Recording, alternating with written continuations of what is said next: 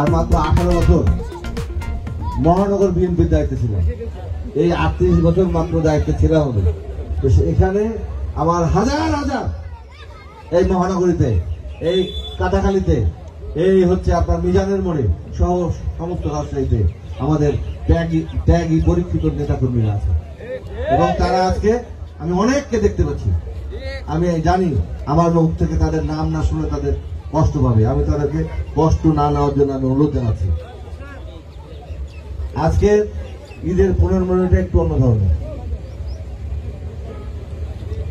গতকালকেও বাংলাদেশের রাজনীতিতে ঘন ঘটা ছিল, ক্লাইম্যাক্স ছিল, অ্যাকশন ছিল, ড্রামা ছিল, কিন্তু সেটা আজকে বাংলাদেশি সময় দুপুর 2টা থেকে 4টার মধ্যে সেই ধূম্রজাল অনেকটা পরিষ্কার হয়েছে। তার কারণ কি বলেন তো?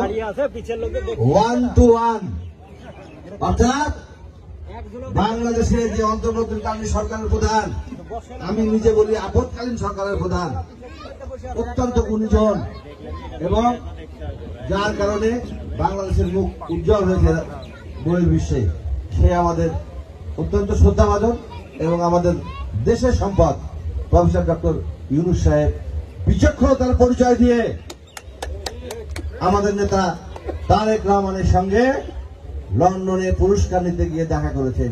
এইটা হচ্ছে বাংলাদেশের রাজনীতিতে বর্তমান প্রেক্ষাপটে বিএনপির জন্য তথা বাংলাদেশের মানুষের জন্য সবচেয়ে গৌরবময় উজ্জ্বল একটা অধ্যায়। এই জন্য আমরা স্যালুট করি আমাদের নেতা, আমাদের বিশ্বনেত্রী, মাদার অফ ডেমোক্রেসি, গণতন্ত্রের যিনি মা। এখন আর উনি আমাদের দলের মধ্যে সীমাবদ্ধ নয়, দেশের মানুষ শুধু নয়, বহির্বিশ্বের সমস্ত দেশের মানুষের একমাত্র গণতন্ত্রের কামী মানুষের ঐক্যের প্রতীক। বাংলাদেশের স্বাধীনতা সার্বভৌমত্ব যার কাছে, শুধুমাত্র যার কাছে একমাত্র নিরাপদ, সেই দেশনেত্রী বেগম খালেদা জিয়া এবং তৃণমূলের স্পন্দন আমাদের ভারপ্রাপ্ত চেয়ারম্যান মহোদয় জনাব তারেক রহমান।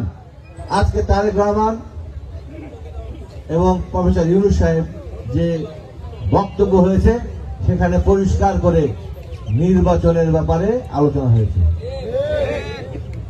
আশ্চর্য এক ব্যাপার, আমার আনসার ভাই একটা কথা বক্তব্য দিয়েছিলেন, আমরা সেদিকে যাব না। আরে ভাই, নির্বাচনের প্রার্থী ঘোষণা করে দিয়েছেন আপনারা, প্রচারণা করছেন, আর বিএনপি নির্বাচনের কথা বললে বলছেন যে বিএনপি ক্ষমতার জন্য পাগল হয়ে গেছে। আরে বেকুবের দল, বিএনপি হচ্ছে বাংলাদেশের একমাত্র দল যে দলকে দেশের জনগণ 4 বার ভোট দিয়ে রাষ্ট্রীয় ক্ষমতায় নিয়ে এসেছে। তো বিএনপি নির্বাচন চাবে না, তো আপনারা চাবেন? আপনারা তো মোসাহেবি করছেন, মোসাহেবিপনা করছেন, করে এই মনে করেন যে আওয়ামী লীগ করতেন, এই মনে করেন যে সহি করে দিলাম, এই মনে করেন যে আপনার কাছে থেকে গেল, এখন পুলিশ আসলে বলবেন যে অমুক দল করি। দেখেন না ভিডিও, দেখেন নাই, দেখেন নাই? আরে আপনাদেরকে বলি, এই মনে করেন যে 18 ছিল, এই মনে করেন যে 3 ছিল। আমি বলতে চাই, শক্ত কথা কি এখন আমরা বলবো না, আমরা যেটা বলতে চাই সেইটা হচ্ছে অত্যন্ত পরিষ্কার। যে সংস্কারের ধোয়া তোলা হচ্ছে, সেই সংস্কার সর্বপ্রথম শুরুই করেছে শহীদ রাষ্ট্রপতি জিয়া রহমান। উনি বাকশাল থেকে আওয়ামী লীগকে মুক্ত করে আওয়ামী লীগ করার সুযোগ করে দিয়েছে, বহুদলীয় গণতন্ত্র প্রতিষ্ঠা করে সবার জন্য উন্মুক্ত করে দিয়েছে। এটা সংস্কার না? উনি বাংলাদেশের মানুষের জন্য, যুব সমাজের জন্য যুব ক্রীড়া মন্ত্রণালয় প্রতিষ্ঠা করেছিলেন, এটি সংস্কার না? আমাদের নেত্রী দেশনেত্রী বেগম খালেদা জিয়া 91 সালে ক্ষমতায় এসে উনি অবৈতনিক ভাবে উপবৃত্তি চালু করেছিলেন ওই নারীদের জন্য, এটা সংস্কার না? উনি সংসদীয় পদ্ধতি চালু করেছিলেন প্রেসিডেন্ট শাসিত সংসদ থেকে, সরকার থেকে, এটা সংস্কার না?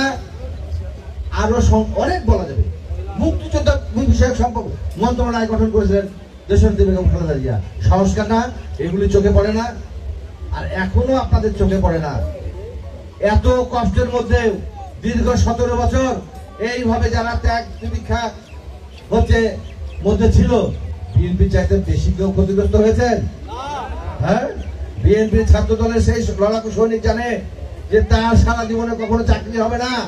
সে জানতো তার জন্য তার বাবার ব্যবসা প্রতিষ্ঠান ধ্বংস হয়ে যাবে। সে জানতো তার বোনের একটা ভালো বিবাহ হবে না, কিন্তু সে বিধবা হয় নাই। সে তো কই ছাত্রলীগের লেবাস ধরে ওই শেখ মুজিবুর রহমানের স্লোগান দেয় নাই?